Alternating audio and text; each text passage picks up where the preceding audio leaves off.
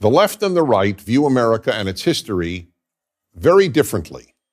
Conservatives view America as President Abraham Lincoln viewed it, as the last best hope of Earth. While acknowledging America's flaws, conservatives regard America as the best society ever created, giving more people of more backgrounds, more freedom, more opportunity, and more affluence than any other society, and doing more good for more people in other countries than any society in history. The left, on the other hand, sees America as having been and continuing to be a very flawed country, morally no better than many and morally inferior to many. The left's view is that America was founded by rich white males who were intent on protecting their race, their wealth, and in many cases, their slaves. America was and remains sexist, intolerant, xenophobic, and bigoted, a country of unacceptable material inequality where the super rich and big corporations have far too much power and influence. The further left one goes, the more negative the assessment of America. Here's a telling example.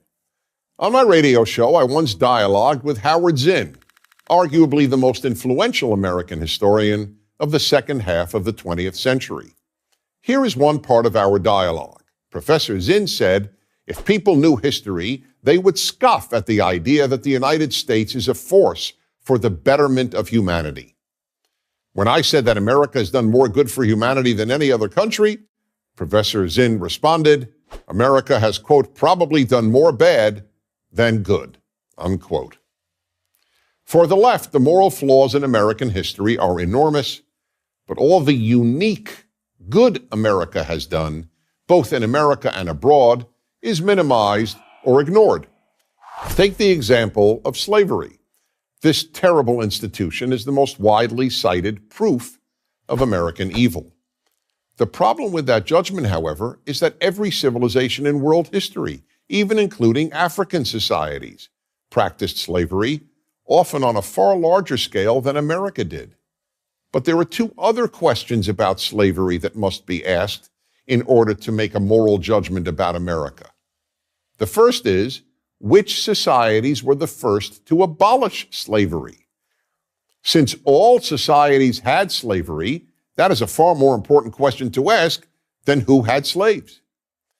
It turns out that all the societies that first abolished slavery were rooted in the Jewish and Christian Bibles, and among them was the United States. The second question that needs to be answered is this. Was America morally better than other societies in just about every other regard? And the answer is overwhelmingly yes. America gradually became the least racist, least xenophobic country in the world. In no country do people of every race and ethnicity become accepted as full members of the society as do immigrants to America. And no country in history has fought for the liberty of others as much as America has. That is why, for example, 37,000 Americans died in Korea, a country that offered America no economic gain.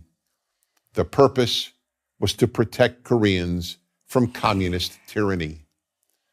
Today, South Korea, where American troops are still stationed, is one of the wealthiest and freest countries in Asia.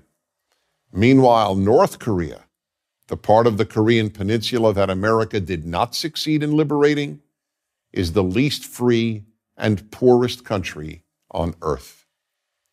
Without America, people around the world would suffer from far more tyranny, enslavement, and genocide. The countries where American troops have remained long after their combat ceased, Germany, Japan, and South Korea, have prospered economically and morally. Countries that America abandoned, such as Vietnam and Iraq, experienced mass murder and other horrors. The left, however, views nearly all of America's wars since 1945 as expressions of superpower imperialism. Days before the 2008 American presidential election, the Democratic candidate, then Senator Barack Obama, announced, quote, We are 5 days away from fundamentally transforming the United States of America. Exactly so. The left wants to fundamentally transform America. The right doesn't.